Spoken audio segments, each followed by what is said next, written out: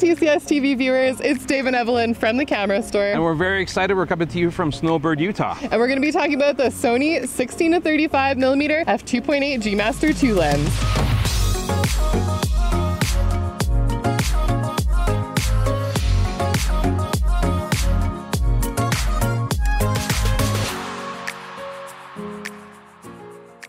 Dave and I are here in Snowbird, Utah for the Kando Sony Trip. And this is an exciting event where we have hundreds of creators and they're all here in one place to learn from each other, be inspired, collaborate, and check out Sony's latest launch gear. Yeah, and I think you nailed it right there by saying inspired. I mean, we are surrounded by 200 plus people that are all involved with YouTube, filmmaking, audio side of things from all parts of the world, it seems. And it's great because it is truly inspiring to see what other people are doing and really sort of getting to know them and talk with them. Now, this is a 16-35mm G Master lens. It's f2.8, and this is a refinement on the original model. And we've been able to photograph nightscapes. We did some time lapsing, we've done architecture, we've done portraits, we've done all kinds of really cool stuff to flex this lens and see what it's all about. So a 16-35 lens is a very versatile lens. It's a wider angle lens. It starts at 16, which is incredibly wide. Take a look at a couple of these shots. This amazing building here at the lodge. It is fantastic architecture and it looks amazing when you can make it look so big and spacious. Then you can zoom in through 24, 28, and then 35, which is my favorite focal length. And what I find about 35, it's that perfect focal length for capturing life. So I use this lens a bit more for environmental portraits. I want to show people in their workplace. It's not an intimate lens where I can get really close to a subject. This lens does have a very close focusing distance, and you can see some of the shots here as we brought some things really close in. You can really sort of distort things a little bit, and the beautiful models, they look kind of funky, kind of cool when we play around with it, but it's more of a creative choice if you're shooting portraits. Now, this lens is certainly lightweight, coming in at 547 grams. It's incredibly lightweight for a lens of this design. We've also got an 82mm filter thread, 11-bladed aperture. We dig deep inside the lens and we go to 15 different lenses in 12 different groups. Not going to bore you with all the details there, but there is a lot of special elements within this lens producing some amazing quality. Now, they have done a few different design changes to this lens, not only making it significantly lighter than its predecessor, they have added an iris lock to this lens, which is really nice because I set it to A, I don't have to accidentally worry about knocking it out of place. That's a really nice feature to have. I'm glad they improved that. There's an autofocus, manual focus switch, and some custom buttons here. Overall, the fit and finish of this lens is fantastic. Feels like a high quality lens. Feels like a G Master lens should feel. Very lightweight, but very well built. As Dave mentioned, this lens is a lot smaller and lighter than the predecessor. In fact, it is 20% lighter than the previous 16-35mm G Master lens.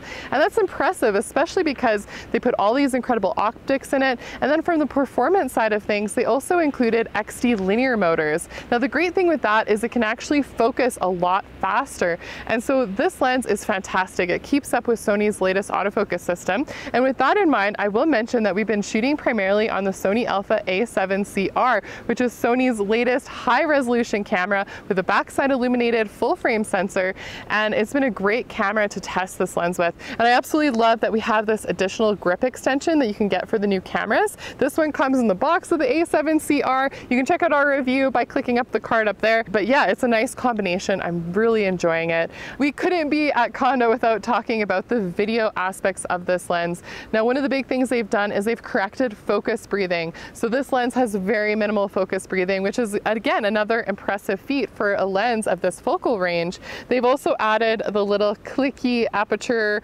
ring switch. And so you can choose between having the clickable aperture if you're doing photography, or if you're doing video, you can do those smooth transitions with the iris. So that's fantastic. I think this is an excellent option for video. It's a beautiful wide angle perspective. You have that zoom ability. It's nice, smooth zoom. And I think this would be an enjoyable lens for both photographers and video. Part of Kando is great when you meet other creators. So just outside of frame here, come on in, join us here, join us. Man, I'm glad to see you. Yeah, nice to see you again. It's fantastic. So talk about your channel here really quickly. It's 3 blind men and an elephant. You did that well. I did that well. You know? Yes. Fantastic channel. We've seen him a couple other press trips. Great to have. He's been playing with this lens as well. What are your thoughts and impressions on this lens? Well, I would say it's the smallest, lightest, and sharpest 16-35 I've ever shot with, and people like you and me, we've shot with a lot of them. If you're an event photographer, wedding photographer, journalist, sports, and you need the focal range, It's the best there is. Hugh, always a pleasure. Vice versa, Dave. Can't wait to see you again, and we'll see you guys tonight for dinner for sure.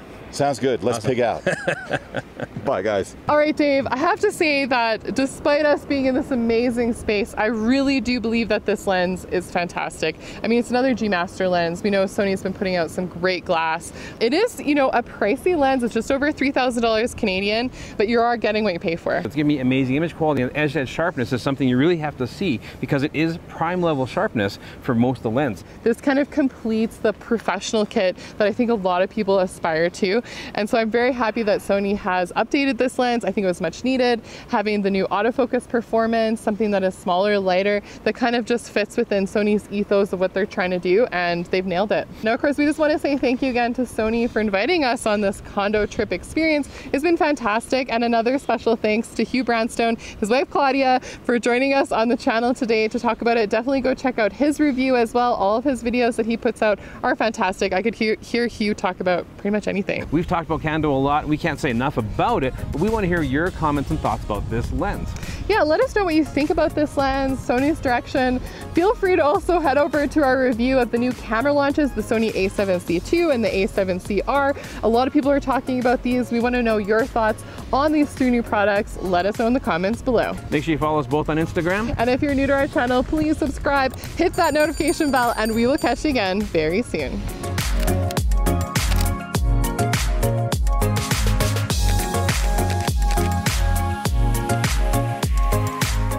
It's like Groundhog Day. We'll be out of your friends. That's the brownstones. Breathing in that fresh mountain air. And oxygen. Why breathe in this air when you can bring your own? And it can. Yeah. To Dave!